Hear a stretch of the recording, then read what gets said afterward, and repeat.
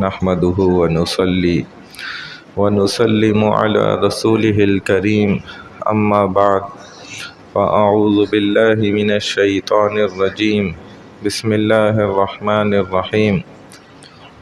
رسول اللہ صلی اللہ علیہ وسلم کی مبارک سنتوں کا ذکر چل رہا ہے، تو آپ کے چہرے کے انوارات، تجلیات اور روشنیاں بہت تیز تھیں۔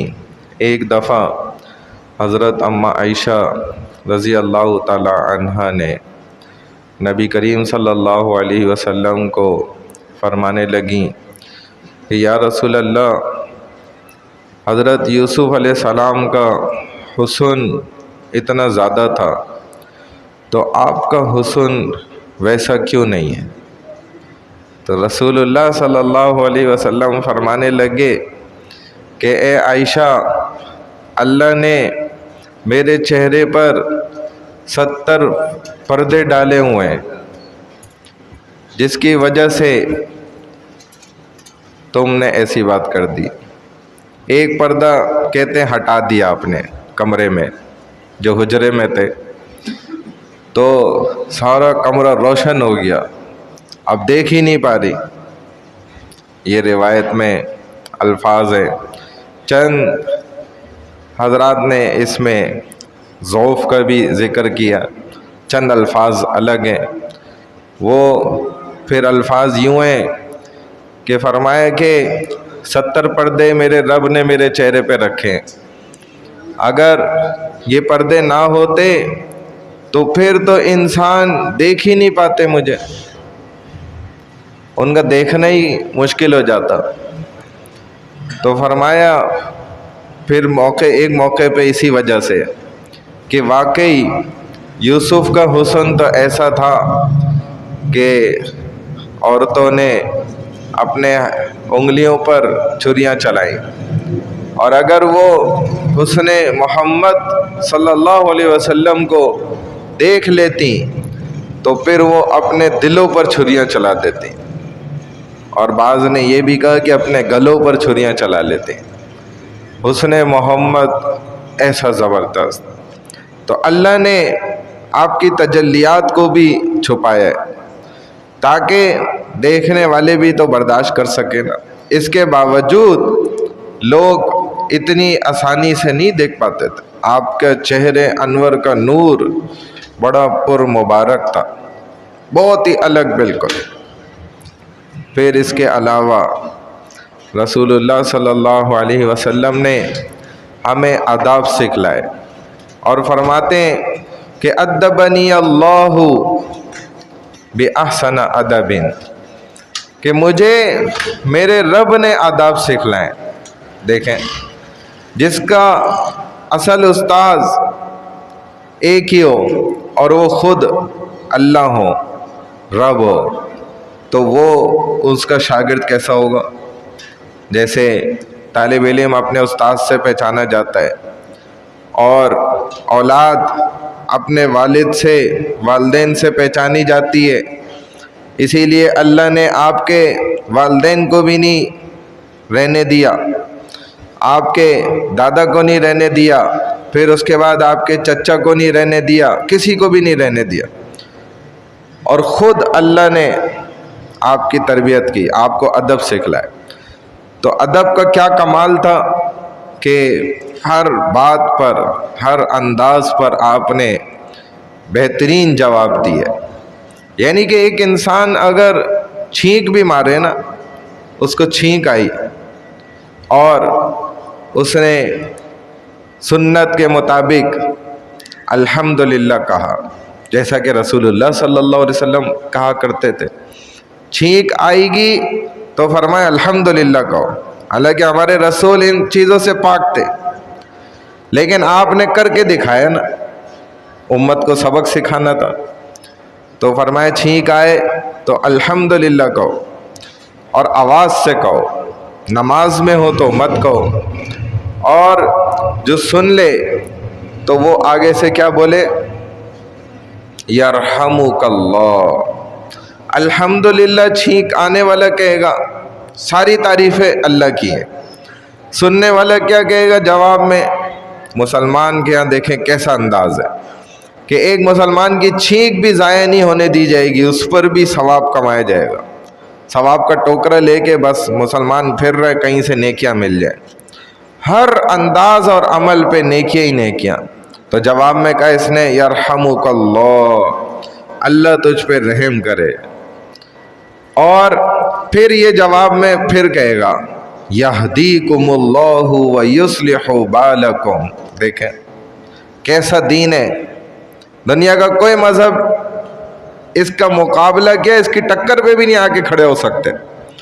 سائنس نے تو بہت بعد میں یہ بات کہی کہ اگر یہ انسان کی چھینک نہ آئے نا تو یہ مر جائے. بڑے بعد میں اس نے کہی یہ بات اور کہا کہ یہ چھینک آتی ہے تو اس کا نظام بحال ہوتا ہے. اور یہ آتی ہے، یہ کوئی معمولی چیز نہیں ہے، اتنی طاقتور چیز ہے. اس کی سپیڈ بتائی انہوں نے کہ کس تیزی سے، یعنی کہ یہ انسان کے تو بس سے ہی باہر ہے. یہ تو اللہ نے ایسا نظام رکھ دیا ہے کہ اس کو ایک دم چھینک آ جاتی ہے اور سارا مسئلہ ٹھیک ہو جاتا ہے، نظام واپس مشینری بحال ہو جاتی ہے. جیسے بعض دفعہ مشینری میں کوئی چیز پھنس گئی نا، اب اس کو بحال کرنے کے لیے گریسنگ کی جاتی ہے اور پتہ نہیں کیا کیا. بعض یہ جو ہوتے ہیں الیکٹرانک والے، وہ اس کو ایک لفظ کہتے ہیں، وہ میرے ذہن میں نہیں ہے، وہ اس سے نا الیکٹرک کے جھٹکے دیتے ہیں، جھٹکے دے کے اس کو مطلب ڈبلے کرتے ہیں، آگے چلاتے ہیں دوبارہ مشینری کو چلنے کے قابل. تو یہ اگر اس کو چھینک نہ آئے نا تو پھر تو یہ گیا، مر جائے. اور کہتے ہیں اتنی تیز رفتاری سے آتی ہے بجلی کی پتہ نہیں رفتار کے قریب قریب، اور یہ ایک دم بحال ہو جاتا ہے نظام. تو تبھی تو وہ کہتا ہے کہ الحمدللہ، اللہ کی تعریف ہے، اللہ نے دیکھو مجھے بچا لیا، ایک زندگی دے دی. اور سامنے والا کہتا ہے اللہ تجھ پر رحم کرے، دیکھ اللہ نے تجھ پہ کیسا رحم کیا. پھر یہ کہتا ہے کہ یہدیکم اللہ ویصلح بالکم، کہ اللہ تجھے بھی ہدایت دے اور تجھے نیک بنا دے. دیکھیں کیسی زبردست دعائیں. تو یہ ہمارا دین ہے، یہ ہمارے رسول صلی اللہ علیہ وسلم نے ہمیں ایک ایک ادا اور ایک ایک چیز سکھائی ہے. اور ایک مختصر واقعہ ہے، ایک عالم دین بزرگوار کا، کشتی میں سفر کر رہے تھے، کہیں دریا کنارے نہر کنارے استاذ بیٹھے تھے، ان کے ساتھ ہزاروں طلبہ درس پڑھ رہے تھے. تو یہ کشتی میں گزر رہے تھے، ان کو ان کی چھینک کی آواز آئی. اب یہ آگے چلے گئے اور جواب نہیں دے سکے، ان کی آواز نہیں پہنچی وہاں. تو ملا کو کہا بھئی واپس لو کشتی، واپس لے کر گئے اور قریب جا کے جواب دیا یرحمک اللہ، اور وہاں سے پھر آواز گونجی یہدیکم اللہ ویصلح بالکم. یعنی کہ ایک سنت بھی کیوں رہ جائے، بھلے میرا نقصان ہو جائے لیکن میں نے اس سنت کو پورا کرنا ہے. جیسے ایک خاتون نے سودا خریدا نا تو بھاؤ تاؤ کرا، اور بھاؤ تاؤ کرنا سنت ہے، کمی بیشی کرانا. مثال کے طور پہ چیز 100 روپے کی اس نے بتائی، اب آپ اس سے کہیں بھائی 95 روپے لے لو، یہ سنت عمل ہے. کم کرانا نہیں کرتا وہ الگ مسئلہ ہے، اور کم کر دینا بھی سنت ہے، یہ اس کو بھی پتہ ہونا چاہیے. اسی لیے جو فکس پرائز لگاتے ہیں یہ غیر سنت، غیر شرعی طریقہ.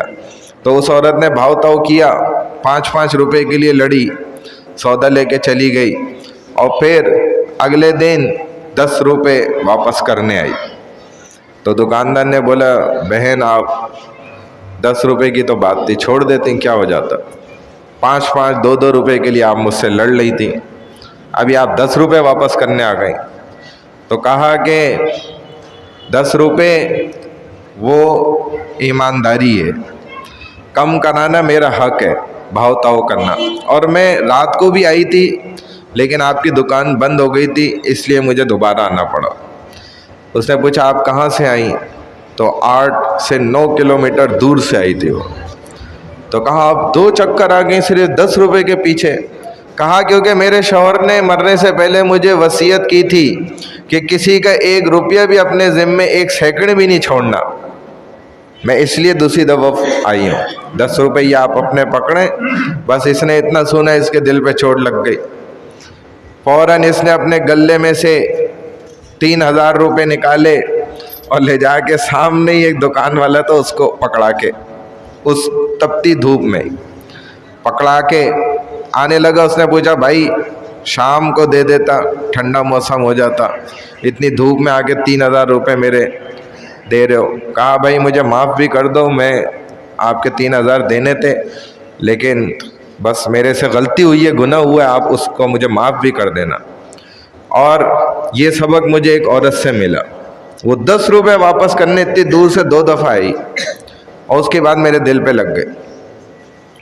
اس دکاندار نے اپنے اکاؤنٹ سے جا کے 3 لاکھ روپے نکالے اور لے جا کے ایک بیوہ کے گھر پر دستک دے کے اس خاتون کو پکڑائے اور کہا بھائی مجھے بہن معاف کر دینا، تمہارے شوہر کے میرے اوپر 3 لاکھ روپے قرض تھے، میں ٹال مٹول کر رہا تھا، میرے پاس پیسے تھے، میں جان بوجھ کے نہیں واپس کر رہا تھا، لہذا مجھے اس فلانے دکاندار کی بات سے نا دل پہ چوٹ لگی اور میں نے بولا بھائی میں مر گیا تو کیا ہوگا، یہ تو ذمے پہ رہ جائیں گے 3 لاکھ، تو میں نے اسی لیے فوراً بینک سے نکالے اور آپ کو پہنچائے، تو مجھے معاف بھی کر دینا جو میں نے اتنا عرصے تک چھپا کے رکھی یہ بات۔